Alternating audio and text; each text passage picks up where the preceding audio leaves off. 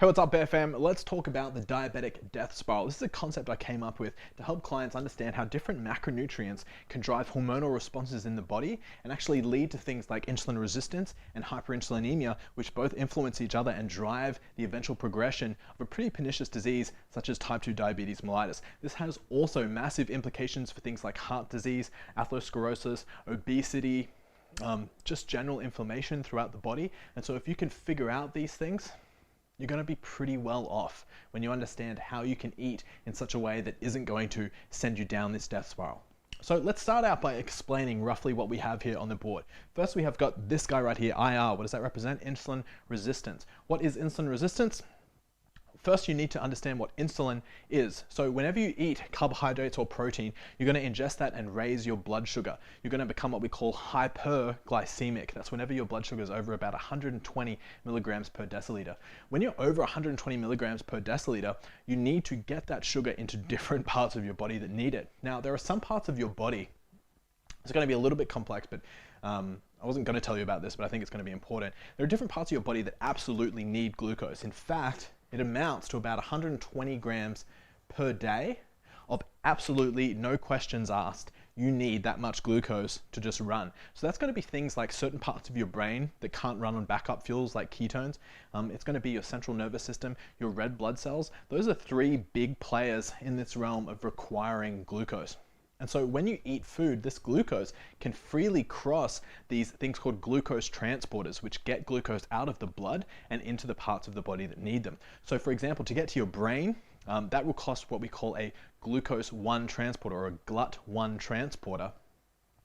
In the case of your kidney and liver, that's going to take a glucose 2 transporter. In the case of your pancreas, that's going to be a glucose 3 transporter. And then your biggest consumer of glucose is your skeletal muscle. And that's going to require a glucose 4 transporter. Now, Steve, why the heck did you just tell me 4 different kinds of glucose transporters? Well, you don't need to really worry about the first 3 and the differences between them. What you do need to worry about is the fact that this glucose 4 transporter is what we call insulinogenic, which means that it's dependent upon insulin in order to be activated. So if you look over here, we're going to come back to this later, but this is a muscle cell.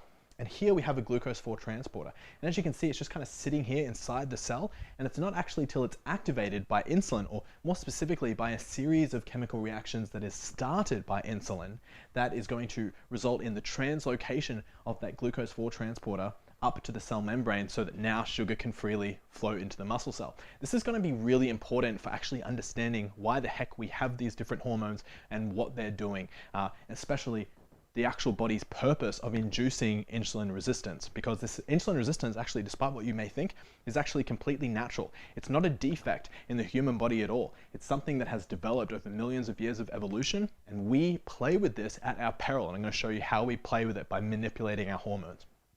So insulin is going to come into the blood. Now, how do we know? How does our pancreas know to secrete insulin? So it's pretty fun. One of my favorite ways to explain it is that when you have these carbs, your blood sugar is going to go up. It's going to go over that 120 milligrams per deciliter.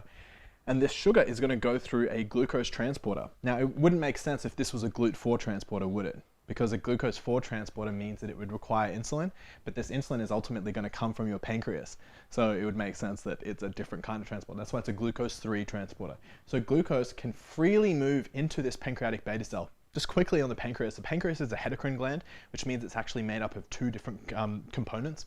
The first component is primarily going to deal with digestive juices and bicarbonate. The second component is these things what we call islets of Langerhans, and that has these different cells inside it, which is your alpha cells, which are responsible for releasing glucagon, which we'll talk about, beta cells, which are responsible for releasing insulin, which we're going to talk about right now, and then you've got even things like delta cells and F cells, which we won't talk about today, but are important as well. So what happens is the sugar is going to go into the cell, and it's going to undergo a process called glycolysis. So that is when we take a sugar molecule, a 6-chain sugar molecule, and turn it into pyruvate. And this pyruvate is very special because it can go into the mitochondria, which is the powerhouse of the cell. And that's where we turn that pyruvate into acetyl-CoA, and then that's able to go into the electron transport chain and ultimately end up generating a whole bunch of this bad boy, ATP, adenosine triphosphate, which we can immediately use for energy. So sugar is going to come into the pancreatic beta cell. It's going to actually create a whole bunch of that adenosine triphosphate, that ATP, and that is going to actually close this channel. And that's important because this channel is actually what allows potassium to get out of the cell. So potassium is one of our major electrolytes, if you didn't know that. And these potassium ions are positively charged. And so when we close up this channel, we cause an accumulation of potassium ions inside the pancreatic beta cell, which is going to increase the positivity of that cell, right? And so when we increase the positive charge of that cell, that's going to attract calcium, which is another electrolyte. I'm telling you guys this because it's important that you get foods from whole foods, because those are going to include a lot of these electrolytes to allow your endocrinology to work properly, to get your systems working properly. Electrolytes are very important. So this calcium is going to come through, and that's actually going to help facilitate this process of these vesicles that contain insulin to come up to the cell membrane, where they're actually going to fuse with the cell membrane and allow its contents to spill out into the bloodstream.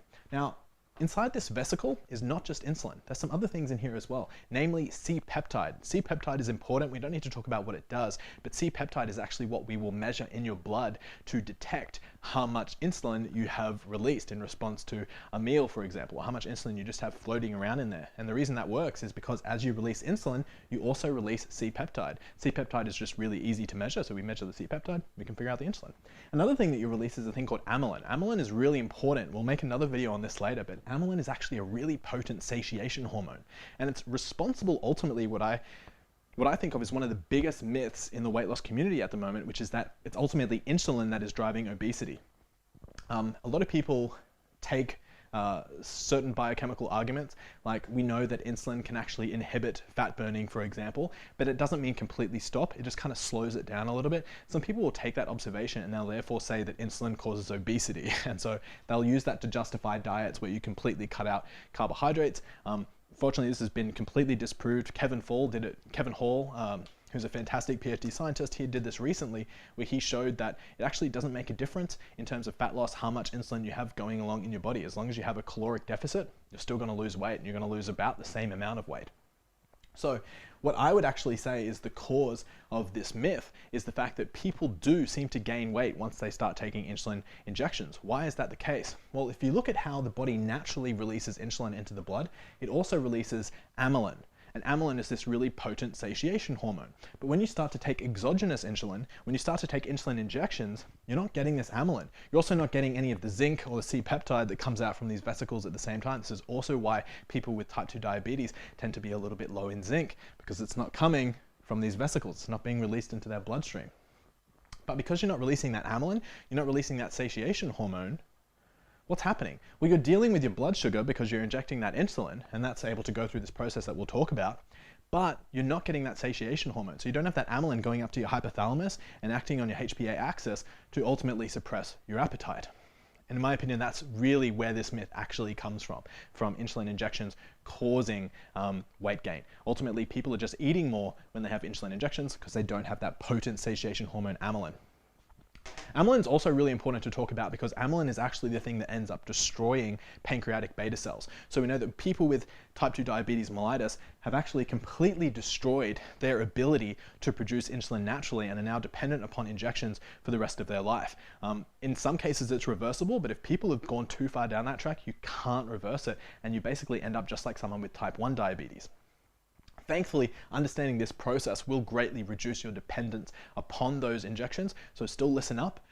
But at the same time, if you're pre-diabetic or you're just insulin resistant, then you really want to listen up so you don't end up like people with severe type 2 diabetes mellitus, because in those injections, it's going to be a big cost on your wallet, and just a big cost of your time. No one wants to be stabbing themselves with hormones every single day. So this insulin is going to come into the blood. What happens is it's going to go up to a muscle cell. Okay, it's going to come up to some muscle, and it's going to knock on this insulin receptor, which is then going to activate this thing called IRS, insulin receptor substrate, which then goes through a series of reactions with PI3 kinase and a whole bunch of enzymes that are complex and not really necessary that we go into. And that's going to result in telling this glucose 4 transporter to get its ass into gear and to get up to the cell membrane to allow the uptake of glucose into the cell. Now, insulin resistance is a case in which anywhere along this process, it breaks down. Okay? So even if you have the glucose 4 transporter coming up to the cell, if glucose is going into the cell and then going right back out, which we'll talk about in a second, Sorry, let me just get this.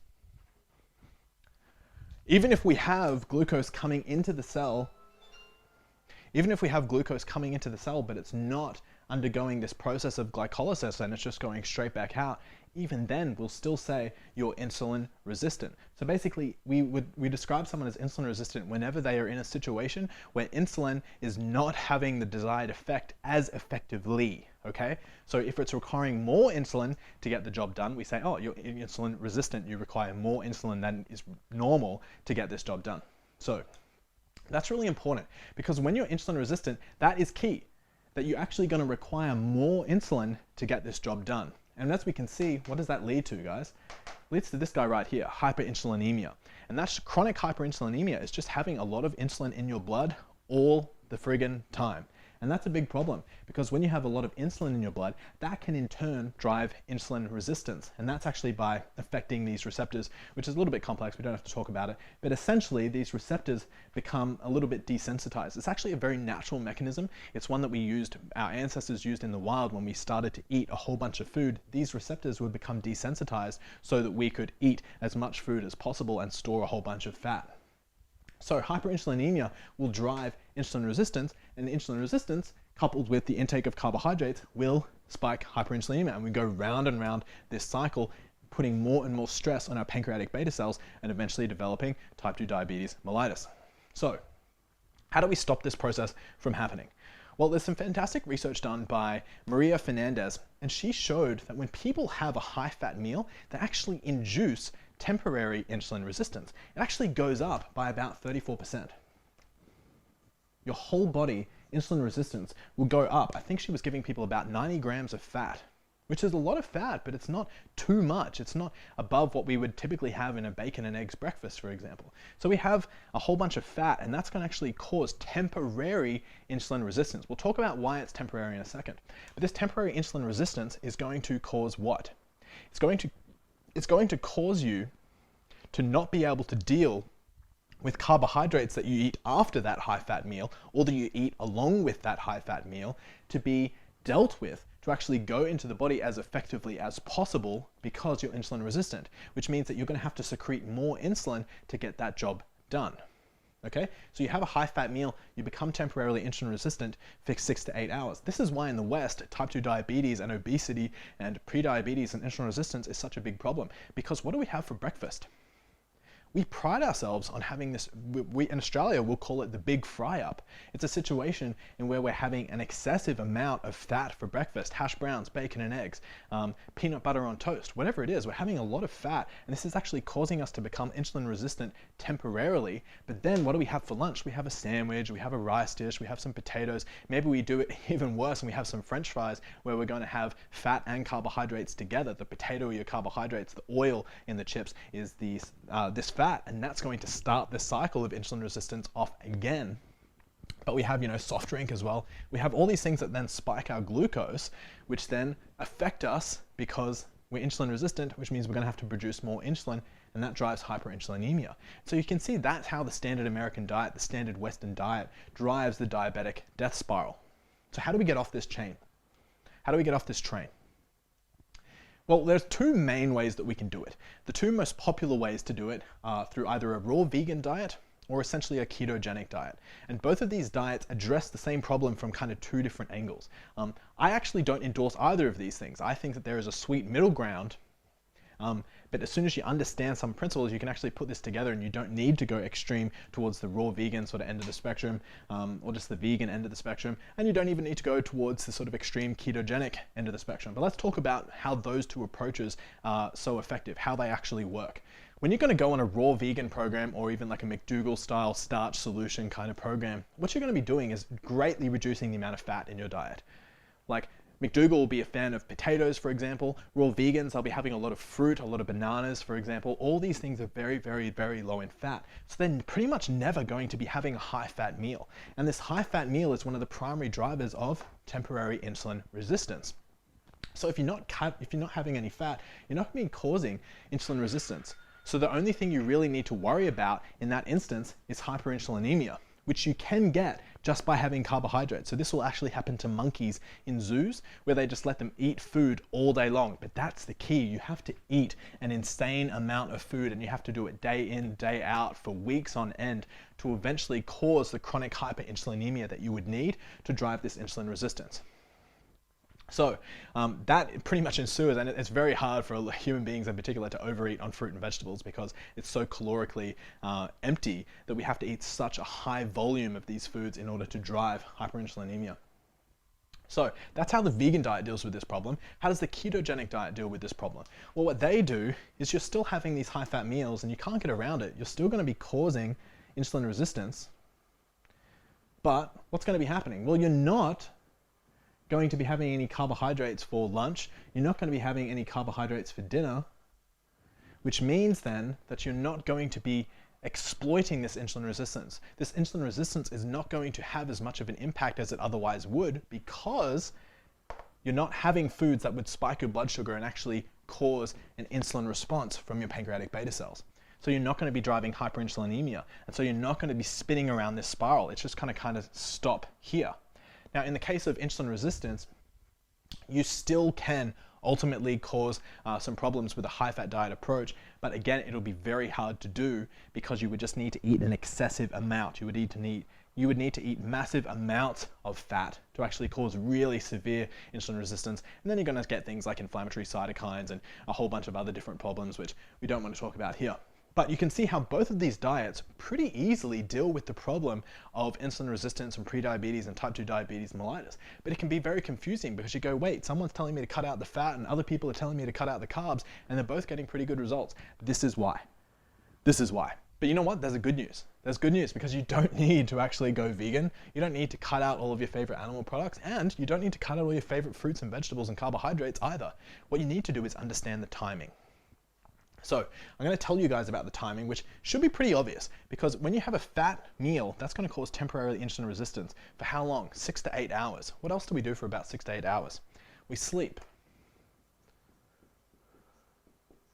And that's going to help us become insulin sensitive again by the morning. So let's actually talk about how that process would actually work. Why do we become insulin resistant after we have a fat meal? Well, there's a whole bunch of different reasons why it actually happens, but I'm just going to share with you one. And if you can understand this, what you'll begin to understand is that the human body really runs on stories. It's really, if you can understand the story of human evolution, you can really understand why the body does what it does and why we're causing this insulin resistance. It looks like this defect, but when you really understand it, you see that the body's actually quite smart and it's doing this for a specific reason. So what I'm going to show you guys is this process of glycolysis. We're not going to go through the whole process. We're actually just going to go through the very first step. So glycolysis, remember, is the process of taking glucose and turning it into pyruvate so we can put it into the powerhouse of the cell, the mitochondria, and turn it into energy. Now, glucose is a 6-chain carbon molecule, okay? So 1, 2, 3, 4, 5, 6. So glucose, that's what we have here traveling around in the blood, okay? Now, insulin comes along, sets off this chain of reactions, the GLUT4 transporter comes up to the cell membrane, glucose goes into the cell, but there's a problem because glucose can very easily flow back out. So we need to trap the glucose inside the cell so it can't get back outside of that tunnel, outside of that glucose transporter. Do you know what we do? We phosphorylize it, which means we add a phosphate, which is yet another electrolyte.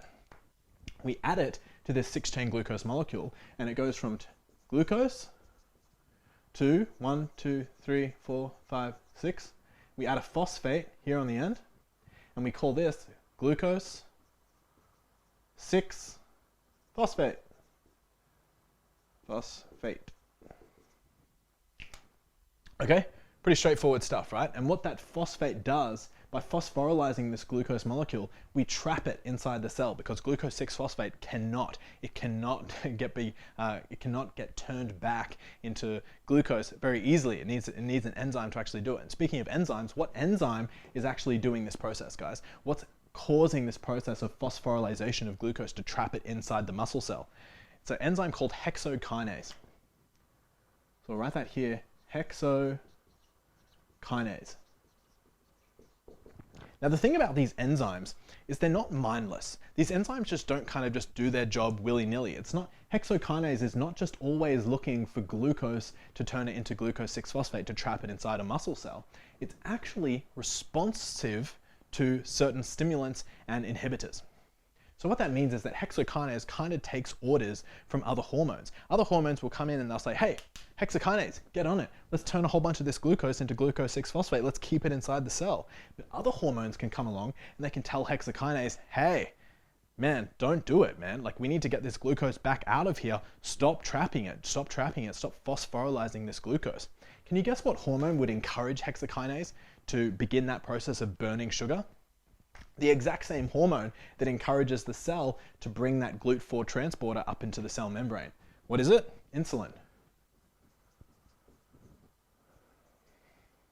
Okay? Insulin's going to come in and it stimulates hexokinase to do its job. But here's the thing. What inhibits hexokinase to do its job? It's a thing called glucagon. Now, we haven't spoken too much about glucagon, but glucagon is secreted from your pancreatic alpha cells. So insulin comes from your beta cells, glucagon comes from your alpha cells. It's going to inhibit this process. Now, why would it do that? Well, what triggers glucagon? There's two things that trigger it: a high-fat meal or fasting, which is why the ketogenic community is very fond of things like intermittent fasting and prolonged fasting. It's very easy for them because they're essentially running on the same fuel. Regardless of whether the fat is coming internally through your mouth or it's coming off your body, it's the same kind of thing. And so we use the same kind of hormones to deal with that situation, for both of those situations.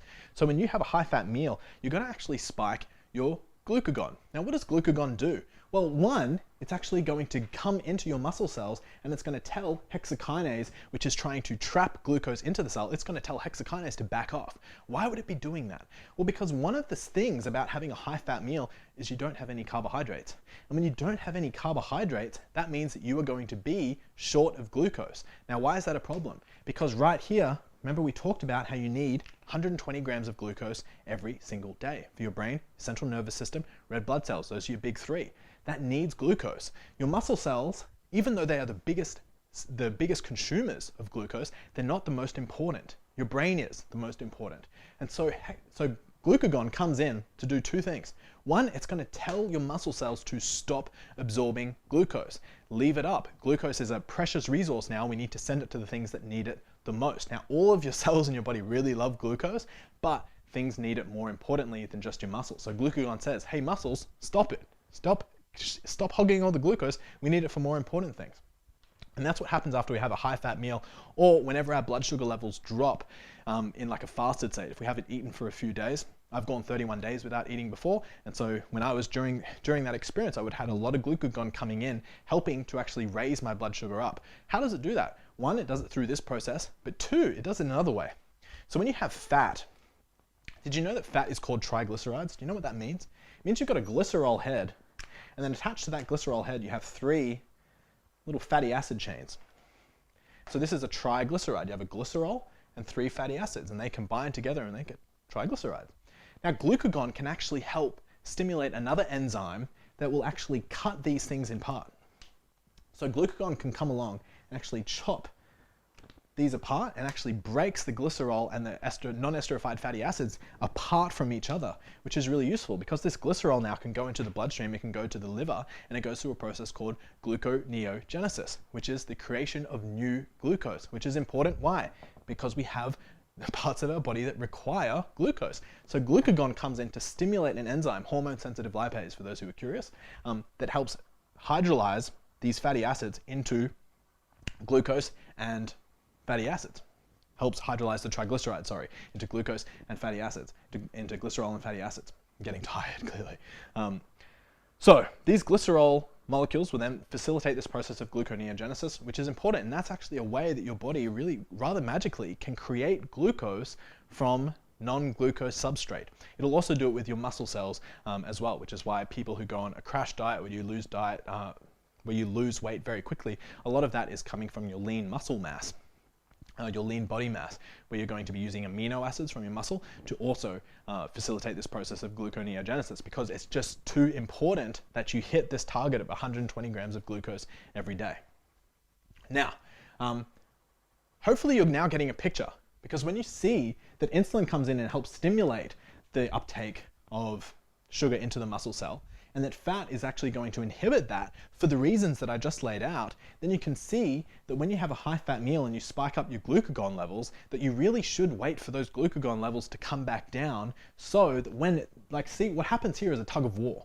So insulin is kind of coming in and it's saying, hey, we've got a whole bunch of blood sugar, we've got plenty for the brain, plenty for the central nervous system, plenty for the red blood cells, we got plenty left over from our biggest client, our happiest client, the muscles. We got all of this sugar, guys, left over for you guys. Get to it. Let's start burning some of this sugar for energy. Let's start storing some of this sugar as glycogen so we can use it later. Let's get all this stuff running. But glucagon comes in and says a very different message. Glucagon says, whoa, we are running really, really low on sugar, guys. We've got to stop using it for our muscle cells. There are more important things than you guys, muscle cells, to actually use this glucose for, and it's going to send it back up in a whole bunch of different places, like the brain, like the central nervous system, like those red blood cells. And so when you have fat and carbohydrates in the one meal, like French fries or Doritos or pretty much any processed food on the planet, you actually end up sending different signals to your pancreas. You tell your alpha cells to secrete glucagon, and you tell your insulin cells, so your beta cells, to secrete insulin. And then you get this tug of war happening, where insulin's telling hexokinase one thing and glucagon is telling hexokinase one thing. And who wins is whoever shouts loudest. And if you have blood sugar levels that are going to stay elevated, then your beta cells, for as long as your blood sugar levels are going to stay elevated, your beta cells are going to say, all right, let's do it. Let's crank out more insulin, more insulin, more insulin, more insulin, to eventually win over hexokinase, to tell it to start this process. So if you can really see that, you can see why it's so damn important that we separate these things. Okay, cool. So let's talk about a solution, because my voice is now running out and I got to wind up this video because it's going on a little bit too long. What you want to do, guys, is instead of having bacon and eggs for breakfast, have bacon and eggs for dinner. Save your high-fat meal for the end of the day. A really fun way to think about it is, if your high-fat meal is kind of like your kill, right? It's like your mammoth. It's like your big catch of the day, right? Pretend as if you spent your whole day working towards catching that, and then you eat it at the end of the day. And what did you fuel yourself to fuel that process of catching that high fatty meal? You used carbohydrates. It's like you were kind of walking along in caveman days and you were eating the blueberries as you did along to help fuel you and give you that quick burst of energy so that you could eventually get that big mammoth kill, okay? So what you do is, instead of having these carbohydrate meals, instead of having bacon and eggs for breakfast, and then becoming temporarily insulin resistant, and then feeding that insulin resistance with more carbohydrates and causing hyperinsulinemia and driving this cycle, instead stop having carbohydrates after you have a fatty meal, and instead wait. Instead, have your fatty meal be the last meal that you have in the day, and instead let these carbohydrates come around and have them here. What's happening at this stage? What you do is you wait till you become hyperinsulin sensitive. So now we're not hyperinsulinemic, we're hyperinsulin sensitive, and then we're having our carbohydrate meals. So this might look like something like having fruit for breakfast, then you might have some sort of high carbohydrate, very low fat dish for lunch, and then you can have your steak or your salmon or your avocado salad or whatever it is at the end of the day, and cause yourself to become insulin resistant while you sleep. Then when you wake up in the morning, you can have your carbohydrates while you're insulin sensitive, and you can avoid spinning this spiral, and you're going to add decades to your life, and we're going to end type 2 diabetes forever. Hey guys, my name's Steve. I'm the founder here at Bevolution. We're a non-profit organization dedicated towards producing educational content just like this one, so we can help save as many lives as possible, lives that are suffering from pernicious diseases like type 2 diabetes mellitus. If you want to help us in this mission, we have a Patreon page where you can contribute as little as $1 a month. $1 a month. If everyone who watched this video was brave enough to contribute just $1 a month, that's enough. With that $1, we can pay advertisers like Facebook, we can pay YouTube, we can pay Instagram to get advertisements for videos just like this one, and we can get one person to click on that video. So if you're willing to change potentially one life, all it's going to cost you is $1. And so I'd really encourage you guys, if you want to help make the world a better place, we don't take any of the money ourselves. In fact, we actually match anything that you give with our own money up to $1,000 a month. After that, I'm going to get a little bit too broke. So please guys, log onto the Patreon page, opt in to just give $1 a month. If you can give $2 a month, love ya. That's just absolutely beautiful. And that's going to help us change lives, because there are industries out there, there are medical just giants out there who are dependent upon selling things like insulin when you don't need to be doing it. When you can educate yourself on these topics and you can understand this process, you can get off some of these incredibly expensive medical procedures and medications and actually start living a healthy, fulfilling life. Please help me in my mission to do that. Jump onto our Patreon page, sign up for something like $1 a month. And if you can't, please share this video with someone who needs it. Thanks.